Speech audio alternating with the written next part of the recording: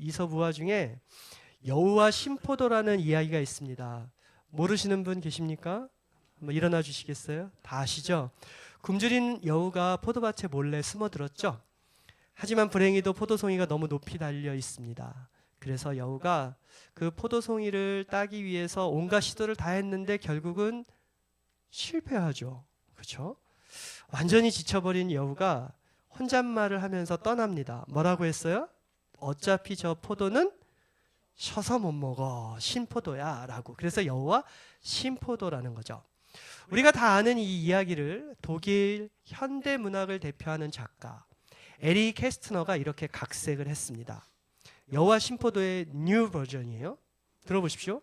캐스트너의 버전에서는 그 여우가 결국은 포도를 따게 됩니다. 성공합니다. 그런데 여기서 왜 여우와 신포도냐?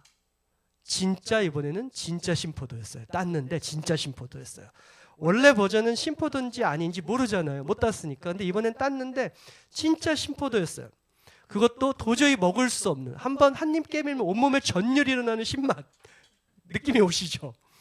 그래서 여우가 한 입 베어물고 나머지를 다 버리고 뱉어버리려는 그 순간 여우의 눈에 자기를 부러워하는 수많은 여우가 다 들어온 거예요. 와, 도대체 얼마나 맛있는 건지 어떻게 설명 좀 해줘봐 이랬더니 이 여우가 어떻게 대답했겠습니까? 여우가 어떻게 대답했을까요? 뱉어버리고 버리려다가 갑자기 야, 이거 안 먹어본 여우는 어디 가서 포도 먹었다고 말을 하지 마 이런 거예요. 모든 여우들이 너무 부러웠습니다. 모든 여우들의 선망의 대상이 되었어요. 나도 저 여우처럼 될 거야. 그 뒤로 수많은 젊은 여우들이 저 여우처럼 되기 위해서 막 그 체력을 단련하고 점프를 연습하고 온갖 고생을 훈련을 해서 결국은 죽을 고생을 해서 한 마리 여우가 똑같이 그 앞에 여우처럼 그 포도송이를 따냅니다. 자, 따내고 나서 어떤 기대를 했을까요? 이게 얼마나 맛있을까? 기대를 하면서 눈을 치그시 감고 음미하기 위해서 포도 하나를 입에다가 따서 넣습니다. 그리고 한 입을 깨미는 겁니다. 자, 역시 온몸에 전율이 일어나는 거죠. 여러분, 이 여우가 누굴 제일 먼저 봤을까요? 앞에 먼저 먹은 그 여우 있잖아요. 연기한 그 여우. 결국 그 두 여우, 모든 다른 여우들의 부러워하는 시선 때문에 그 포도를 다 먹고 위궤양으로 죽었다는 이야기가 바로 그 에리 캐스트너의 각색된 여우와 신포도 이야기입니다. 여러분, 제가 예전에 이런 영어 단어를 여러분께 가르쳐 드린 적이 있어요. 그 신조어 영어 단어 있어빌러리, 있어빌러리, 있어빌러리. 기억하십니까? 있어빌러리. 이 시대에는 사람들이 있어 보이게 하는 것, 그럴듯하게 나는 괜찮아 보여, 나는 행복해, SNS에 죄다 그런 거 올리고 다 행복해 보이잖아요. 그런데 사람들이 실제로 행복합니까? 역사 이래로 지금만큼 불행한 사람이 또 이런 불행하기 때문에 우울증 약 먹고 잠 안 와서 수면제 먹는 이런 세상이 역사 이래로 없었어요. 불안증에 시달리는 시대. 사람들은 가짜 행복과 가짜 만족으로 자신을 채우고 있죠. 그런 가짜 만족과 가짜 행복이 가득한 세상 속에서 사람들은 어떻게 반응합니까? 겉으로는 행복한 척, 만족한 척 하지만 사실은 행복하지 않아요. 아픈데 안 아픈 척들 해요. 분명히 마음이 다 무너져 있는데 괜찮은 척 하거든요. 나는 돈이 있어서 괜찮아? 나는 다른 사람들보다 더 많은 어떤 것을 가지고 있어서 괜찮아? 하고 사람들에게 과시하고 자랑을 하는데 사실은 다 신포도를 먹고 있는 거예요. 여러분, 그렇다면 진정한 행복, 진정한 만족이 우리에게 어디에 있는지 오늘 우리가 찾아내야지 우리가 비로소 만족할 수 있는 삶을 살아갈 수 있는 실마리가 되잖아요. 적어도. 여러분, 세상에 진정한 행복과 만족이 있습니까? 없습니까? 세상에 있습니까? 없습니까? 세상에 있을까요? 없을까요? 분명히 이 세상에 있는 거는 같은데 찾기가 어려워요. 여러분, 그런데 분명하게 있긴 있습니다. 자, 제가 증명을 해드릴게요. 여러분, 불만족스러우시죠, 지금? 여러분, 지금 불만족스러우시죠? 나는 완전한 만족 가운데 있다. 손 들어보십시오. 일어나서 나가셔도 됩니다. 정말이요. 교회 안 다니셔도 돼요. 온전한 만족 가운데 계신 분. 왜냐? 온전한 만족은 우리를 창조한 하나님 안에 온전히 거하는. 뭐 교회 안 나와도 괜찮은 거예요. 온전한 만족을 누리는 사람은 이 세상에 아무도 없습니다. 아무리 부자도 아무리 건강한 사람도 무엇을 가져도 온전한 만족을 누리고 있다, 이런 사람은 없어요. 그러면 여러분, 어떻게 여러분은 지금 불만족을 느끼고 있을까요? 불만족을 느낀다는 거는 과연 무엇을 반증하는 걸까요? 우리는 스스로는 잘 모르지만 온전한 만족이 어딘가에 있기 때문에 내가 불만족을 누리는 거죠. 느끼는 거죠. 여러분, C.S. 루이스가 순전한 기독교에서 이런 말을 했어요. 피조물이 어떤 갈망을 안고 태어났다면 이를 충족시킬 길도 반드시 존재합니다. 아기가 배고픔을 느끼는 것은 음식이 존재하기 때문이고, 오리가 헤엄치고 싶은 것은 물이 존재하기 때문이며, 사람이 성욕을 느끼는 것은 성관계가 존재하기 때문입니다. 내 안에 이 세상의 어떤 경험으로도 충족시킬 수 없는 갈망이 있다면 가장 개연성 있는 설명은 내가 다른 세상을 위해 지어졌다는 것입니다. 공감이 되세요, 여러분? 여러분, 온전한 만족은 사실은 이 세상에 있는 게 아니라 저 해 위에 영원한 세상 가운데 있죠. 그래서 전도서의 전도자가 뭐라고 하죠? 해 아래서의 모든 인간의 수고는 헛되고 헛되고 헛되다. 뭐 온갖 권력을 다 누려보고, 온갖 쾌락을 다 누려보고, 뭐 모든 재물을 다 가져봤는데, 모든 존경을 다 받아봤는데 어때요? 해 아래서는 다 헛되다. 이게 전도자의 결론이었잖아요. 그런데 전도서는 허무주의를 조장하는 게 아니란 말이에요. 수거란 말이에요. 해 아래에서의 삶이 있다면 어떤 삶이 있습니까? 해 위에 삶이 있어요. 해 위의 삶과 연결되지 않으면 루이스가 이야기했듯 우리는 불만족을 느낄 수밖에 없어요. 해 위의 삶과 연결된 삶만이 이 우리의 불만족, 우리의 이 불행, 이 문제를 극복할 수 있다고요. 다른 말로 하면 목마름을 극복할 수 있다고요. 여러분, 해 위와 해 아래, 우리가 해 아래 살고 있잖아요. 해 위의 삶, 영원한 세상과 우리를 연결시켜주는 다리가 이 땅에 오셨습니다. 그 브릿지 누구세요? 예수 그리스도시잖아요. 그래서 예수님께서 이 땅 가운데 오신 거예요. 오늘 본문에서도 예수님이 그들에게 찾아가세요. 참 만족이 우리를 찾아오신 거예요.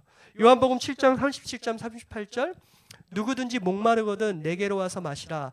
나를 믿는 자는 성경의 이름과 같이 그 배에서 생수의 강이 흘러나오리라. 아멘. 여러분, 누구든지 목마르거든. 사람들은요, 무언가 부족하다고 느낄 때, 그래서 더 무언가를 원할 때 목마르다 이런 표현을 쓰기도 하고, 더 비슷한 말로 배고프다 이런 말을 쓰기도 하죠. 배고프다, 목마르다는 같은 말이에요.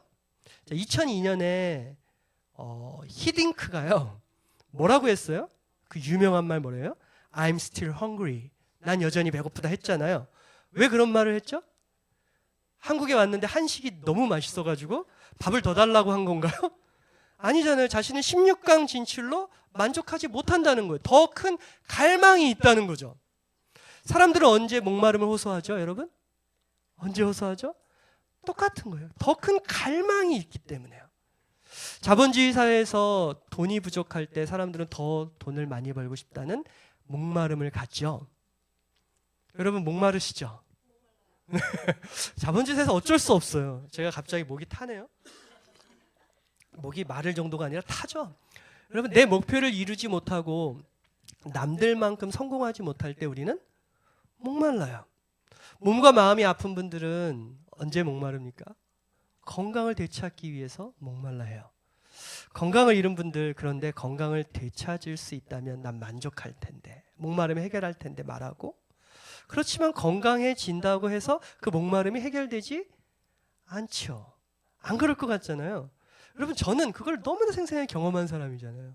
저는 26살 때 4층에서 그냥 그대로 떨어져가지고 온몸이 다 부서졌는데, 그때 저의 갈망은 목숨, 생명을 살려주신 하나님께서 살려주시기만 하면, 이게 저의 갈망이었어요.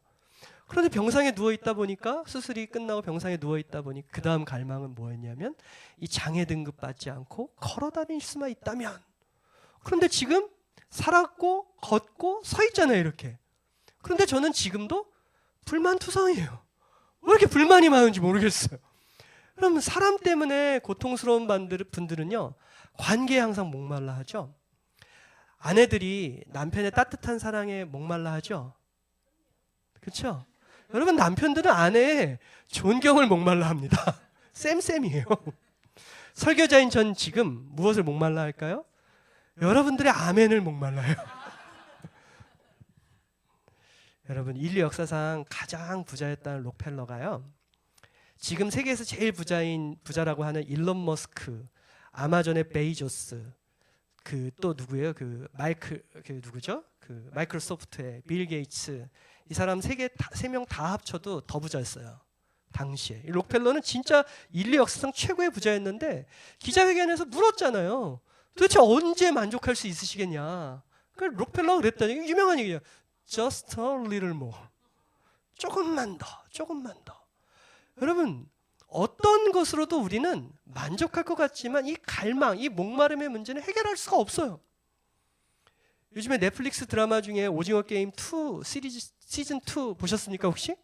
그 주인공 기훈이가 끝까지 살아남아서 시즌 1에서 1등 3금 456억을 다 따서 나왔잖아요. 그러면 행복하게 살아야 되는데 도저히 양심 때문에 그럴 수 없어서 다시 시즌 2에 그걸로 다시 들어가요. 못 보셨어요? 좀 보세요, 그런 것들도. 돈은 생각보다 우리 인생의 목마름 해결해 주지 못해요. 그래도 마시고 싶죠. 왜 그래요? 콜라 같아서 그래요. 콜라 같아서. 청량감을 주죠. 그런데 그것은 끊임없는 목마름만을 우리 가운데 가져온 수밖에 없습니다. 관계 역시 그래요. 사람들의 인정, 성취, 성공 다 그렇습니다. 뭘 채워줘도 우리는 계속 목마릅니다. 우리는 만족이 안 돼요. 왠지 공허해요. 왠지 우리는 허무해져요. 이 목마름 도대체 어디서 온 걸까? 이 목마름 어떻게 해결해야 될 건가? 오늘 본문을 통해서 우리가 그 말씀을 나누려고 합니다. 여러분에게 지금 먼저 한 질문을 드려볼게요. 여러분의 마음 있으십니까, 없으십니까? 마음이 있어요, 없어요? 마음이 있어요, 없어요? 있어요? 있다고 하신 분들 물어볼게요. 어디 있으세요, 마음이? 네, 우리 그러잖아요. 내가 하고 싶은 대로 하고 싶을 때 뭐라고요? 내 마음이야 이러잖아요. 마음이 분명히 있어요. 내 거예요. 그런데 이 마음이 어디에 있는지 우리가 몰라요. 이 마음이 어디에 있는지 모르니까 마음이 채워지지가 않는 거예요. 그렇죠? 논리적으로 지금 맞나요? 그럼 마음이 어디에 있습니까? 여러분, 아리스토텔레스는 마음이 가슴, 그러니까 심장에 있다라고 했어요. 의학의 아버지 히포크라테스는 아니다, 무식한 소리다, 마음은 뇌에 있다라고 했어요. 그럼 어느 게 맞습니까? 네. 고대 폴리네시아 문화권 원주민들은요, 마음은 눈에 있다고 믿었대요. 그래서 거기선 눈이 안 보이면 죽은 겁니다. 그러니까 여러분 중에 지금 한 40대, 50대 넘어 눈 침침한 분들 거의 죽어가신 분들이신 거예요. 여러분, 그런가 하면 히브리 사람들은요, 마음이 배에 있다라고 생각했어요. 벨리 있잖아요. 포크벨리. 배에 있다고요. 오늘 말씀을 보세요. 나를 믿는 자는 성경의 이름같이 어디서? 그 배에서 생수의 강이 흘러나오리라 하시니, 그 배에서 생수의 강이 흘러나온대요. 누구를 믿는 사람이요? 나, 예수님을 믿는 분들. 그 배에서 생수의 강이 흘러나온대요. 자, 영어 성경에서는 이 부분을 NIV에서는 within him, 그 안에서로 번역을 했어요. 의역이죠. NASB, 그러니까 New American Standard Version 바이블에서는 his innermost, 그러니까 가장 깊은 곳에서라고 또 의역을 했어요. 그런데 워드 투 워드 번역한 킹 제임스 번역에서는 정확하게 out of his belly라고 했습니다. 그 배에서 생명이 흘러나온대요.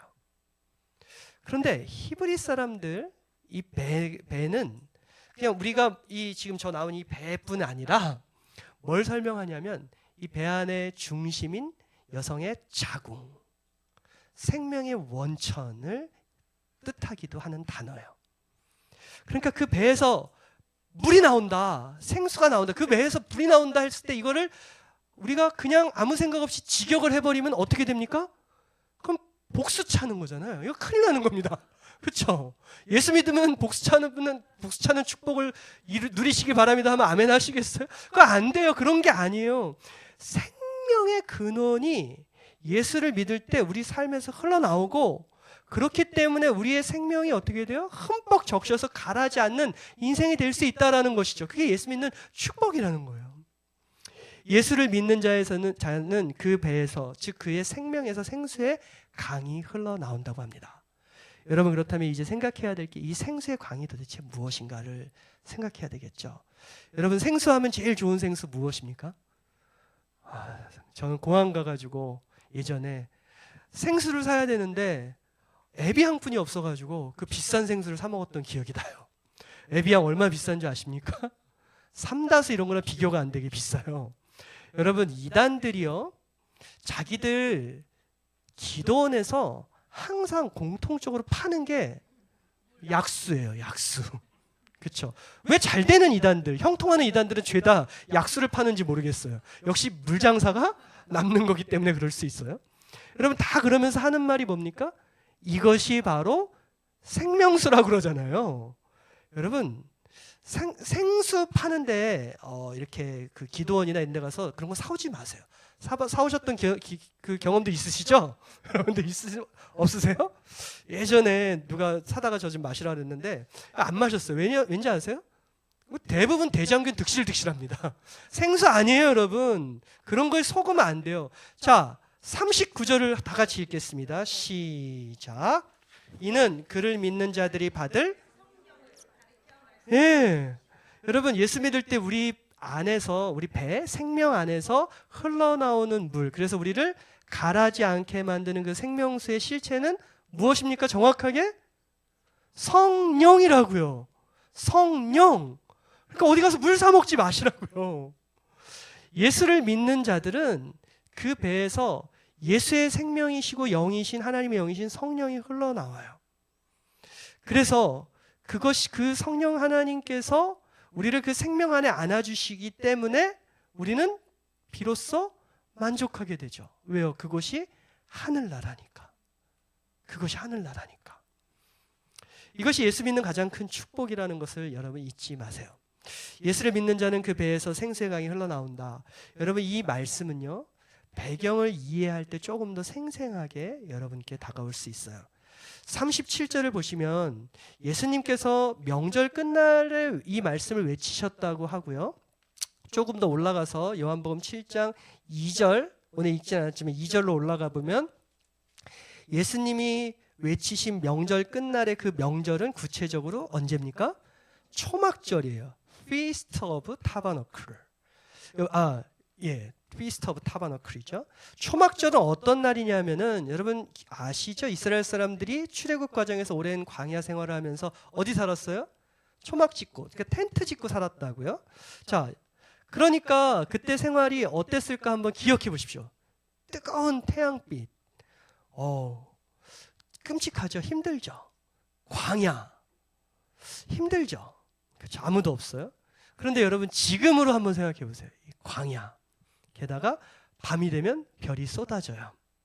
모닥불을 피워놓은 캠핑장. 여러분, 낭만적이죠?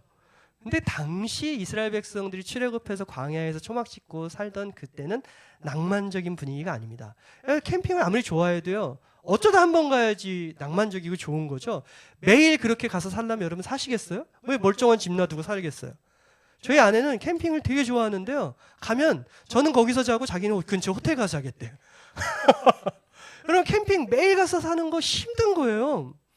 그럼에도 불구하고 유대인들이 그 광야의 시간을 기념하며 Feast of Tabernacle, 초막절이라는 절기를 기쁘게 지킨 것은 무언가를 기념하기 위해서예요. 무엇이요? 하나님의 구원을 기념하기 위해서요. 구원 받았기 때문에 홍해를 건넜고, 구원 받았기 때문에 광야에서 텐트 생활을 했잖아요. 그런데 이때 이 광야에서 그들이 하나님의 구원을 경험하는 그것을 기념할 때 가장 인상 깊었던 사건 중에 하나가 바로 광야에서 하나님께서 그들에게 물을 주신 사건이었다는 거예요. 그래서 이 초막절 이벤트의 하이라이트는 첫날부터 여섯째 날까지 매일 한 차례씩 실로 앞 연못에서 물을 길어옵니다. 그리고 금주전자에다가 물을 담아서 제사장이 성전 제단에다 붓는 의식을 합니다. 여러분, 이렇게 물을 붓는 의식은 두 가지 의미를 가져요. 첫째, 하나님께서 과거에 우리를 위해 행하신 일을 기억하자, 즉 구원의 사건 기념하자는 것이고요. 두 번째는 하나님께서 앞으로 우리를 위해 행하실 일을 기대하자, 기우제 같은 것이었어요. 하나씩 살펴보겠습니다. 먼저 과거에 행하신 일을 기억하자. 유대인들이 초막절에 이런 물붓기 행사를 했던 이유는 과거 그들의 조상들이 광야 생활을 할 때 하나님께서 물을 기적적으로 주신 것을 감사하고 기념하기 위해서였다고 했죠. 출애굽기 17장을 보시면은요, 출애굽 백성들이 르비딤이라는 광야에 도착합니다. 르비딤에 도착해서 장막을 쳐요. 그런데 이때 문제가 발생했습니다. 갖고 온 물이 다 떨어진 거예요. 광야에서 물이 떨어지면, 그것도 당시 신학자들이 추정하기로 200만 명 정도의 이스라엘 백성들을 이야기하거든요. 뭐 역사학자들은 좀 과장됐다고 하지만 양보에도 한 50만 명 이상인 건 확실해요. 자, 그렇다면 50만 명에서 200만 명의 사람들이 광야에 나와 있는데 광야 한복판에서 물이 떨어졌으면 여러분, 그건 어떤 위기죠? 그건 죽을 위기예요. 패닉에 빠지겠어요, 안 빠지겠어요? 패닉에 빠진 백성들이 자기들을 끌고 온 지도자인 모세를 원망하고 위협하기 시작합니다.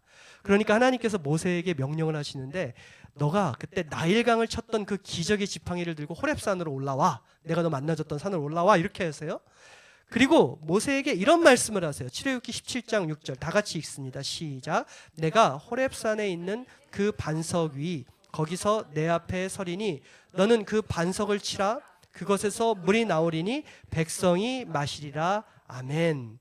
자, 모세는 하나님의 명령대로 르비딤의 그 반석을 지팡이로 때리죠. 그러자 그 반석이 깨집니다. 그리고 그 깨진 반석 틈 사이로 물이 콸콸콸콸 쏟아져요. 그렇게 백성들의 광야에서의 목마름이 해결됐고, 그것을 기념하는 절기가 바로 초막절이라는 거죠. 여러분, 방금 읽은 출애굽기 17장 6절 계속 띄워놔 주세요. 다시 한번 자세히 보시겠어요, 여러분? 위대한 개혁주의 신학자인 또 설교자인 아더 핑크라는 분이 계세요. 서점에 가셨을 때 아더 핑크의 책들이 있으면 꼭 다 읽어보셨으면 좋겠어요. 이분이요, 이 구절을 이렇게 해석을 하는데 제가 신학교 다닐 때 너무너무 감동해서 펑펑 울었던 기억이 나요. 이 아더 핑크는 성경의 모든 구속사의 장면 중에서 이 장면만큼 우리가 주의 깊게 들여다봐야 될 장면은 없다라고 이야기했어요. 여기엔 놀라운 하나님의 은혜가 숨겨져 있다고 그랬어요. 여러분, 제가 한번 여러분께 여쭤볼게요. 힘드시죠? 저는 설교 때 계속 이렇게 물어보고 확인하고 이런 사람 별로 없잖아요. 저는 여러분들이 지금 집중하고 있는지 계속 물어볼 겁니다, 여러분. 자, 이때 하나님 어디 계셨습니까? 자, 하늘에 계셨다 아닙니다. 하나님 어디 계셨습니까? 네, 자세히 보세요. 내가 호렙산에 있는 그 반석 위, 거기서 내 앞에 서리니, 하나님이 지금 어디 계셨어요? 호렙산 반석 위에 서 계세요. 그러니까 모세가 지팡이로 반석을 칠 때 반석이 그 지팡이를 맞기 전에 누가 먼저 맞아야 됩니까? 하나님이 먼저 맞으셔야 돼요.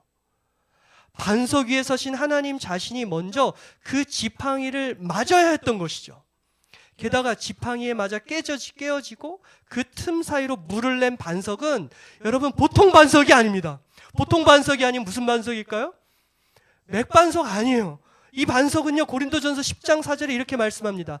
다 같은 신령한 음료를 마셨으니 이는 저희를 따르는 신령한 반석으로부터 마셨음에 그 반석은 곧 그리스도시라. 아멘. 지팡이를 맞고 깨어진 반석은 우리 구주 예수님이셨어요. 여러분, 모세가 들었던 지팡이 사실 누구를 때렸어야 맞나요? 원망하던 이스라엘 백성들을 때렸어야 맞죠. 하나님이 구원해 주셨는데 좀 불편하다고 하나님을 원망하고 위협하는 이스라엘을 치시는 게 맞는데, 그런데 하나님께서는 그 지팡이로 먼저 자신을 치고 자신의 아들 예수 그리스도를 치라 명령하신 거죠. 왜요? 우리의 목마름을 해결해 주시기 위해서.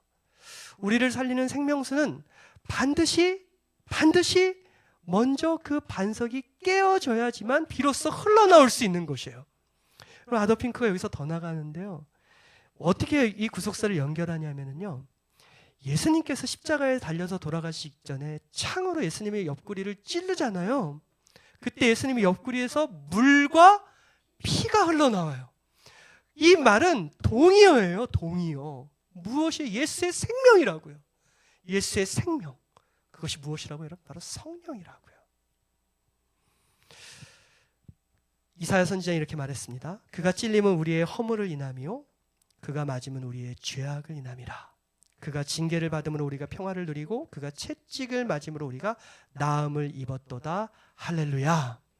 여러분, 그 반석 대신 예수 그리스도의 생명으로부터 깨어진 예수의 생명으로부터 흘러나온 그 물, 반석에서 흘러나온 물이 여러분 당시에 몇 명이나 먹일 수 있었다고요? 대표자인 모세만 먹인 게 아니에요. 리더들만 먹인 게 아니에요. 50만 명에서 200만 명을 먹이는 물이었다고요. 여러분 생각해 보세요. 그런데 반석이잖아요. 반석이 물탱크도 아닌데 어떻게 도대체 반석을 깼는데 거기서 흘러나오는 지하수가 그렇게 많은 사람을 먹일 수 있었겠어요? 시편 105편 41절은 그래서 이 장면을 정확하게 이렇게 노래해요. 반석을 가르신즉 물이 흘러나서 마른 땅에 강같이 흘렀으니. 아멘. 강같이 흘렀으니. 그러니까 예수님이 지금 누구라도 얼마든지 원하기만 하면 목마름을 해결할 수 있는 강같이 흐르는 그 생수가 이곳에 왔으니, 너희 앞에 섰으니 내게로 와서 나의 생명을 마시라고 말씀하고 있는 것 아니겠습니까? 유대인들이 초막절의 물붓기 의식을 통해서 광야에서 그렇게 물을 주신 하나님을 기억하려 했던 것입니다. 두 번째는 미래에 행하실 일을 기대하는 건데요. 이거는 짧게 설명을 드릴게요. 초막절의 다른 이름이 수장절입니다. 수장절은 수장, 모을 숫자에다가 모을 장자예요. 이렇게 모으는 거. 영어로 그래서 Feast of Ingathering이라고 해요. 그러니까 이 수장절에는 곡식을 모아서 곳간에 모아두고 감사하는, 지금의 추수감사절 같은 절기라고 할 수 있어요. 초막절과 수장절은 같은 이름입니다. 같은 절기의 이름만 다르고요. 자, 그런데 수장절하면 강조하는 것은 모으는 건데, 잘 곳간에다가 가득 모으려면 필수적으로 필요한 게 있죠. 추수를 많이 해서 모으려면 뭐가 필수적으로 필요해요? 창고 전에요. 실망스러운데요. 창고 전에 뭐가 필요해요? 수레. 제가 답을 얘기할게요. 비가 필요하잖아요. 풍족한 비가 내려야지 많이 거두죠. 창고. 네, 좋습니다. 할렐루야. 자, 여러분, 그래서 수장절에 물빚기 의식을 하면서 뭘 하나님 앞에 기대하는 거죠? 미래에 하나님께서 계속 비를 내려주실 것을 기대하는 거예요. 이렇게 정리할게요. 과거에 광야에서 물을 내셔 자신들의 목마름을 해결해 주셨던 하나님의 은혜를 기억하고요.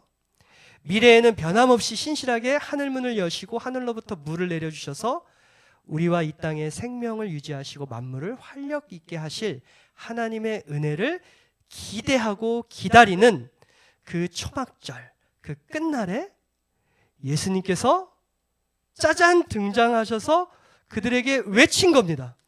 너희가 그토록 기념하고 너희가 그토록 기다리고 있는 그 물이 바로 여기 왔도다 말씀하시는 거예요. 나로부터 흘러나오는 물이야말로, 성령이야말로 너희를 영원히 목마르지 않게 할 수 있는 생명의 물이다. 그 초막절 끝날에 사람들이 기대하는 그날에 선포하신 거예요. 여러분, 정말 예수님은 드라마틱한 연출가 아니십니까? 메시지의 효과를 극대화하시는 거죠. 그 예수님께서 사람들에게 자신이 생명의 물임을 선포하신 후에 그들에게 말씀하시죠. 다 이제는 어디로 와서 마셔요? 내게로 와서 마시라고요. 내게로 와서 마시라. 여러분, 생명의 물을 마시는 방법은 한 가지밖에 없습니다. 어떻게 해요? 주님께로 가서 마시는 겁니다. 여러분, 이게 되게 중요해요. 가만히 계신다고 해서 배달되지 않아요. 이 생수는 배달이 안 됩니다. 내게로 오는 자에게만 주시는 물입니다. 할렐루야. 성령 충만한 성도님들 특징이 있어요. 공감하실 거예요. 동의하실 수밖에 없을 거예요. 하여튼 예수님께 부지런히 나아가시는 분들이세요. 여러분들 모두가 성령 충만을 원하시죠? 할렐루야. 할렐루야. 전 알아요. 진심으로 원하신다는 거를. 그런데 여러분들 대부분이 성령 충만을 원하시는 마음은 있는데 성령 충만을 위해서 그렇게 노력하진 않으세요. 그냥 성령 충만하고 싶다. 그 정도예요. 성령 충만하기 위해서 어떻게 해야 돼요? 이 물을 마시려면 주님께 나아가야 돼요. 한번 여러분 물 마시면 하루 종일 목이 안 말라요? 아니잖아요. 자다가도 목마르고 좀 있다도 목마르잖아요. 지금도 물 드시는 분 계시잖아요. 여러분 계속 마셔야 돼요. 성령 충만하기 위해서는 여러분 끊임없이 하나님 앞에 나아가셔야 됩니다. 성령 충만한 성도의 특징은 끊임없이 기도하고 예배를 사랑하고 교회를 나가는 것을 사랑해요. 부흥하는 교회의 특징, 성도들이 예수님을 만나기 위해 예배, 기도, 말씀의 자리에 부지런히 나아갑니다. 다른 게 없어요, 여러분. 목마름을 갖고 그 해결하기 위해서 끊임없이 예수님께 나아가는 사람, 그 사람이 비로소 그 물을 마시게 되고 그래야 성령 충만하게 돼요. 성령 충만함을 진정으로 원하신다면 부지런히 주님께 나아가실 주의 이름으로 축원합니다. 교회에 그냥 일주일에 한번 들락날락 하시는 분 치고 성령 충만한 사람 지구별이 탄생한 이후로 단 한 명도 없었어요. 자각하지 말아야 돼요. 우리가 예수님께 나아가십시오. 부지런히 나아가십시오. 그러면 성령을 주십니다. 성령이 생명수고요. 그 물을 마시면, 그 성령을 받으면 우리는 돈이 없어도, 건강을 잃어도, 우리는 환경이 안 좋아도, 우리는 고통 속에 있어도, 고해의 바다를 걷고 헤엄치고 있어도 만족할 수 있게 돼요. 왜 그래요? 영원한 세상과 연결되는 그분의 생명을 마시기 때문이죠. 잊지 마십시오. 이 그물은 배달 안 돼요. 배달 안 돼요. 말씀을 맺을게요. 올해 초에 2025년을 시작하면서 참 유난히도 이렇게 사건 사고가 많은 것 같아요. 비행기 사고들이 왜 이렇게 많이 나는지 모르겠어요. 한국도 미국도 산불도 나고. 그런데 올 초 시작하고 일주일도 안 돼서 정말 우리 국민들의 마음을 세월호 이후로 정말 안타깝게 했던 사건이 있었었죠. 기억하시나요? 이 제주항공이 무안공항에 내리다가 그 새때 버드 스트라이크 있죠. 엔진에 새가 들어가가지고 엔진이 망가졌잖아요. 그래가지고 비상 착륙을 했는데 전문가들이 그러시더라고요. 동체 착륙, 그 비행기 몸으로 내리는 착륙 그게 저보다 더 잘할 수 없을 정도로 잘했대요. 그런데 결론은 어떻게 됐죠? 다 돌아가셨죠. 비행기가 터졌어요. 결론을 쭉 살펴보니까 결국은 무엇 때문에 그랬냐? 활주로 길이도 짧은 것도 아니었고요.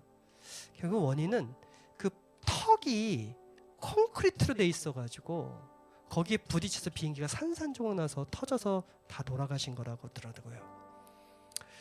여러분 그때 많은 기사에서 나온 것은 아닌데 한 기사에 이런 단어를 썼는데 제가 그 단어에 마음이 확 꽂혔어요. 여러분 영어를 원어민 영어를 쓰시는 우리 교우들이 몇 분 계신데 이분들한테도 그렇게 익숙한 표현은 아닐 거예요. 그 단어는 한번 보여주시겠어요? fragility예요. fragility. fragility는 이거 굉장히 모순되는 단어죠. fragile 무슨 뜻이냐면 깨어진다는 건데 fragility는 깨어지는 능력이래요. 그럼 깨어지는 게 어떻게 능력일까요? 무안공항의 그 콘크리트 둔벽이요. 사실은 그렇게 콘크리트로 만들면 안 되고 이 공항에 있는 모든 시설물들은 사실은 이 프레저빌리티가 있는 물질들로 만들어야 된대요.